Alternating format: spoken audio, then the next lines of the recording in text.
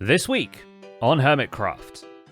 We should take Whole base. and push it somewhere else! Welcome to the Hermitcraft recap. My name is Pixelriffs. Our writer is LoyXP. Captions on this video were provided by Liara. And since 2 out of 3 of our team have moved house recently, we have a tremendous amount of sympathy with Pearlescent Moon this week, because she moves an entire fire station and the surrounding campus.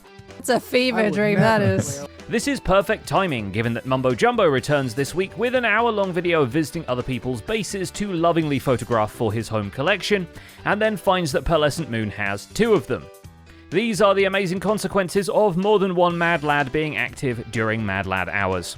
Wait, was I just here? What? The people on Hermitcraft are so weird! So with that out of the way, let's take a look at all the events and mishaps that occurred on the Hermitcraft server this week. You are enabling. You are. You're saying it's fine for me to do this. Here. Starting with Pearlescent Moon, because her video this week is definitely an event. And we've got to give Zombie Cleo credit for giving the most ambiguous advice when Pearl originally had the idea. I'm not I don't know. saying no. What I am saying is get help. Yes, Pearl moved her entire fire station about 200 blocks away. And yes, she did get help from about 10 other hermits who, after she had already put 20 plus hours into landscaping the area and laying the foundation, all hung out in a voice call and painstakingly rebuilt the entire fire station from a Lightmatica schematic, all the while questioning why Pearl is like this. Why you all signed up to allow me to do my stupid thing is beyond me, but... I'm looking forward to blowing up the base now. Yeah, that's kind of why I was here the first, but you know what? It was fine. The reasons behind it are numerous, though. Pearl has grander plans for the entire season, including a long-term base which has nothing to do with the fire service, and the cliff adjoining Joe Hills' TV studio was the perfect fit for stuff she'd already built further along the landscape. So sooner or later, she'll take down the old fire station and start another thematic build in that area, still keeping the neighbours she had already. Also, the whole thing made for a pretty impressive time-lapse. Look, guys, you haven't seen the schematic. I've seen the schematic. It looks real good. it looks real good. Oh no, this does is look bad. real good. Oh no, this is bad. bad. Someone bury me. This is really bad. It's still blowing the minds of various hermits, including Doc M77, who will freely acknowledge a Mad Lad when he sees one.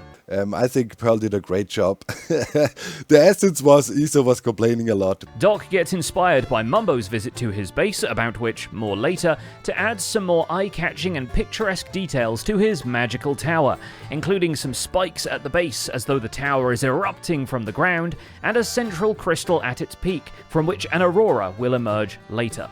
With a nice, cold, purplish maybe gradient up here. And that should look pretty decent. He also still has plans to turn the neighbouring slopes of the decked-out mountain into a ski resort, although he's still figuring out how the ski lift will work after riding Cubfan's Pig Gondola and concluding sulfur cubes won't help getting players up an angled slope. I mean, you could have done that before with boats, right? That would work too. It's just more slick, I guess. Good thing they're getting some use in flatter regions of the server, like XB Crafted's base, where he's had to put a proper roof on the sockball arena ahead of a 2v2 match with Etho, Impulse, and Skiz. I'm trying to get there. I'm backing up. You didn't get there in time. Jump out, it's done next Now we got a problem. Now we got problems. That's all because of the new Chaos Ball, which pops up randomly from the queue of Mossy sports equipment and has completely different physics properties, also activating a second set of rules where players are allowed anywhere on the pitch in order to chase it down. If you're wondering what the first set of rules is for, they're mostly for figuring out what happens when the ball is moving so fast your client desyncs. That's why this game almost didn't become a thing, is just because there's no control to it. But that actually turned out to be the fun thing. Skiz and Impulse win a close-fought contest of 1st to 5, and we suspect it's because Skiz has the power of on his side. With the skee ball course still under construction, XB concludes he'd probably better breed up some more cubes in preparation, and when the Bedrock Edition automated design doesn't quite work in the Java setting, he does a pretty good job improvising. I don't know who first came up with this design or this premise. I saw it on Silent Whisper. Did he do it first? I don't know. Some players decide to go straight to the source for their sulfur cubes, and XB hands off the coordinates of the surface sulfur biome to Etho, who also explores enough fresh caves to discover 4 abandoned mineshaft chests with the new music disc. You know, it's been a long time since I've been creepered, and I kind of feel like it's gonna happen today. I don't know why, I'm just getting that feeling.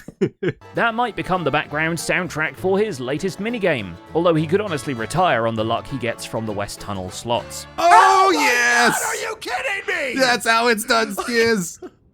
What is going on? No way, dude. God, this stupid Dude, game, I hate it. 100 diamond blocks? Really?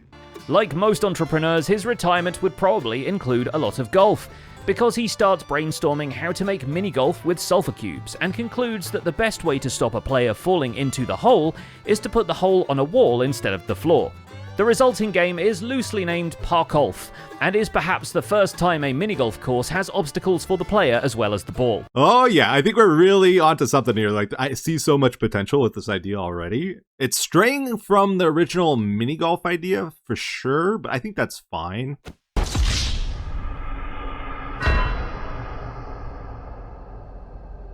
Etho refines the mechanics before giving some of the course to Doc M to test. He's repurposed the scoreboard from last season's Ravager Rush, and plans to run the whole thing on a timer instead of scoring based on how few times you strike the ball.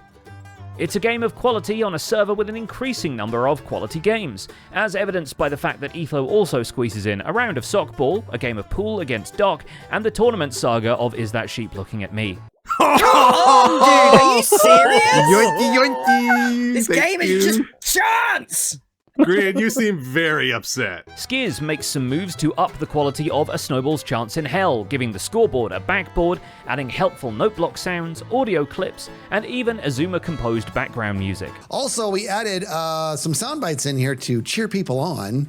Ooh, that's a good shot. That's one. He also awards the banners to everyone who's won the game so far, although Tango will have to go geocaching on the mountain to find his. I put it on there. Can you see it? I don't want it to be too much of an eyesore. Skiz also gets taken out to the ball games as he plays pool against Doc and sockball against XB and Etho, but his other projects get some love too. As the shopping district sheriff, he awards Ren for the most economical store, adds a high-tech computer system to the county jail, proving once again that folks on this server will turn 40 armor stands into a keyboard instead of going to therapy, and signs an official document giving Cubfan135 immunity from jail, although it does include the words within reason, so we'll see if that holds up in court. Now that being said, because everyone thinks they're smarter than lawyers, they've been going online and YouTube. And here on this channel, we have been unabashed supporters of every single thing that a user posts on its platform. Things are starting to look up for our quixotic YouTuber. Fortunately, his own house will hold up a little better, now he's built another piece of it.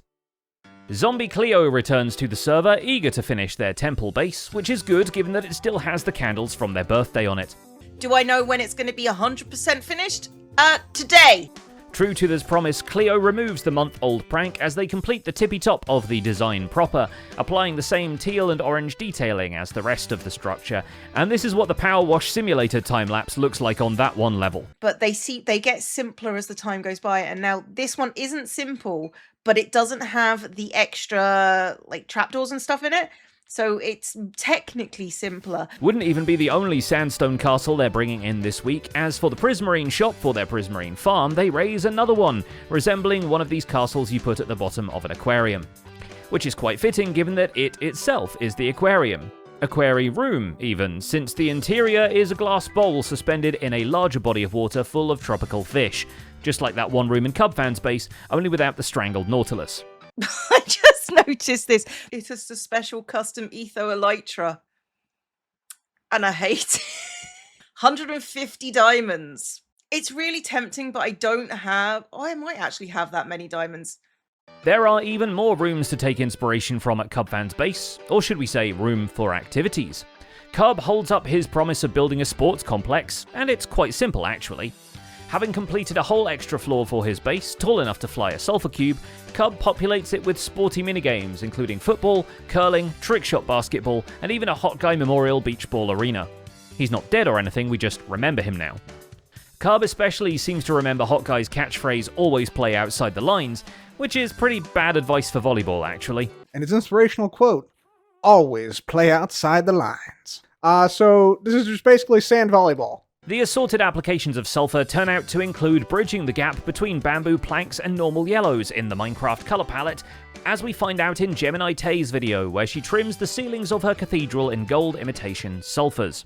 Whew, okay, went completely silent there to figure this out, and I didn't even figure out anything. The real treasure of the interior, however, ends up being the moving painting at the roof of the wing, powered by a piston tape and 14 years of Minecraft knowledge. Including the year when Gem found out that moss cannot be moved by a piston, but not right away. I knew that. To her credit, she actually figured out the design herself, as opposed to us who found this video of a cool sulfur cube screen on the YouTube front page. What's important here is that the Crimson Cathedral of her base has been made cozy. Half cozy maybe, we'll have to wait for the cushions update for the full cozy experience. In the meantime, Gem spear snipes Joel's smallish beans midway through a time-lapse, just like he did to her last time. Nailed it. Oh, he's got such a long walk. His base is so giant. She's wearing my blooming hat. Take the hat off. You don't deserve to wear the hat. This actually takes him a moment to recover from, simply because his bed is at his base, but his base is absolutely massive by this point. This, at the very least, hasn't happened while he was building the corner tower for the giant manor wall from last week. From that height, he would have scattered to the winds. Gem actually packed up his corpse rather nicely. This week, however, Joel is done being pushed around by his neighbours and actually does some revenge. He just does it at false symmetry. The stunt with Gem has actually made them even. False, in the meantime, has left the East Beans sign over Joel's base an unfair amount of time back. So this time, Joel finally retaliates by slapping his signature rainbow over the two towers crowning her base, making it look very portable and easy to pick up, actually. Prank or no prank, it's nice to see False has a handle on things. Joke's on him, the sitcom signage returns the hit immediately as soon as he updates the home map of the base. And all he wanted to see is the new lollipop trees from a bird's eye view. Fun little bits to make it look all nice. And it has made a lovely difference. The pranking technology of Hermitcraft, meanwhile, has entered a whole new era thanks to Corrales drowning Ijevin's Bay back with water last week. Or did he? Apparently, Corrales only made it look like he has undone months of Jevin's work in a single-player copy of the world. The real Bay remained as dry as a bone that Jevin now has to pick with him. So, in response, the Dread Pirate Jevin shows footage of him setting fire to Corrales' base, as well as putting it in the thumbnail of his video titled Dear Corrales, which could be nothing, or could be Rome burning down again. I told him to add some geese, I told him! The psychological warfare continues as Jevin revisits his X Marks the Spot shop to finally stock it with proper treasure maps, having now reburied and remapped his treasures, but with a twist. Some of the treasure areas will be rigged with TNT traps to prevent overly active digging, or assist in it, depending on how fast you run. What I'm trying to do is I don't want one hermit to buy them all. Eat though. Yeah, eat though. It's pennies compared to the base seafloor he already excavated anyway. And he seems to have planned the actual seafloor to build there instead by now, so next week's gonna be exciting. Many of his server mates are, of course, using maps for much less traditional activities, like the 50% off sale currently happening at Vintage Beef's electronics store. You'd think he'd done enough map art after designing an entire card game with it, but evidently you don't think like Beef does. I like it. It looks really good. I think I want to make a couple of versions of this. I'm going to replace the yellow with a different color. He goes just as ham on the armor stands as he builds them all a cookie shop with an espresso machine, a cash register, and a display case which all take advantage of everyone's favorite way to put things into other things. At least the employees won't be likely to break any of this because they're both nitwits, so they're barely trained to operate the cash register. But if that means the cookie shop won't be turning a profit, no worries, he could still strike it rich at the casino. There's a bell too, fantastic. Still nothing, huh? I will not be coming back here if I don't win, Cub, just so you know. Rendog has more commercial ventures on his mind for the shopping district, as he reveals his master plan from the most recent slate of farms has been to prepare stock for a potion shop. Aside from the blue axolotl, that was the dictionary definition of a side project. But he even plans to stock bottles of enchanting, so he takes the additional step of zombifying and curing his clerics for rock-bottom prices, then time-lapses together his potion shop while talking about a different kind of magic. Magic the Gathering, specifically. Well, I was downstairs playing some Magic against False when Gavin came over and said, hey, let's play some Pauper. And we ended up playing a couple games of Pauper in the far back corner of the dungeon of this really cool venue in London. The Potion Emporium continues the build style of the Wool Shop, but this one boasts an interior, and even has a booth which will function like an XP shower for anyone who wants their mending equipment freshly washed with durability. A little bit like Corrales' car wash from Season 9, I think it was. That might be helpful for Joe Hills, who spends the first half of a video flying around ruminating on recently turning 40, which probably means he's no longer in danger of being struck by lightning, but it turns out he's still not immune to gravity. 4 dozen guests. And I think my Elytra just died. Solid Enderpearl clutch, though. For his birthday, when he isn't partaking in the tournament matches of Is That Sheep Looking at Me, he plays a round of golf with Cub, previewing some of the holes even though the course isn't finished yet. He also manages to not take a one-stroke penalty on one hole because Ijevin hasn't filled the ocean back in yet, which I'm pretty sure is the only time that's ever happened in a regulation golf game. No, that's totally fair. And I didn't, I just used the pearl. Having decided he wants to farm everything in the game, Impulse SV has recently been farming dad jokes, judging by this intro. Hey guys, But with many items smoothly flowing through his base, he decides to help someone else achieve the same thing, and designs a Rube Goldberg storage system for Scar's Storage Wars competition. So there's my entry. It's very simple. I think Scar has a problem, and there's only one way to deal with it. A bin. Items are unpacked from shulker boxes or direct input and spat out of a geyser, slid down honey blocks, glitched through glass, and shipped along a conveyor belt before eventually getting packed into the nearby chests. There isn't enough room in the plot for him to build the full Mizuma storage system, but he has a demonstration model back at the silo. And that storage has been full of shulker shells for long enough that he figures he should probably drop some off with Etho, and in exchange, he gets a tour of Scrapper Street and some souvenir breeze rods. You're gonna need a filter system. Yeah, it does get a little tedious to like... And finally, there's Mumbo, and this week Mumbo is everybody, because he's been inspired by some keen screenshotographers in the Minecraft community to use his powers of absolute cinema for the benefit of everyone. I don't know how I've never thought of this. And then wait, I can make a little Hermitcraft print shop. He spends a full hour of video time touring everyone's bases, but with the intent of making them into a series of in-game prints. Using the flashback mod so he can frame up in FreeCam, add post-processing shaders, and even manipulate the time and the weather, Mumbo takes some artful screenshots, makes some careful edits in Lightroom, and pixelates them for repackaging as paintings. Crack on with Skiz. He's kind of already got some art of what looks like his base. Some projects he's able to capture almost immediately, but in others, he's spoiled for choice. How does one adequately convey the majesty of the decked out 3 Mountain or Scar's space base? Oh, that looks so good. Okay, fine. Of course, when it comes to Pearl's base, the choice is between a fire station and an identical fire station. And Ijevin's base presents a peculiar challenge because how do you capture the menace of an approaching pirate ship with the baffling lack of ocean? I guess it depends on your perspective. We sort of aim for getting the reflection. We get a little bit of that cliff edge there. Zoom in a tiny bit. And that's about it for this week's recap. Our writer is SloyXP and my name is PixelRiffs. Captions on this video were provided by Liara. Don't forget to leave a like while you're still here, and if you want to go the extra mile to support the show, we also have channel memberships now. Either way, make sure to subscribe so you don't miss future recaps. Thank you for watching, and we'll see you next week.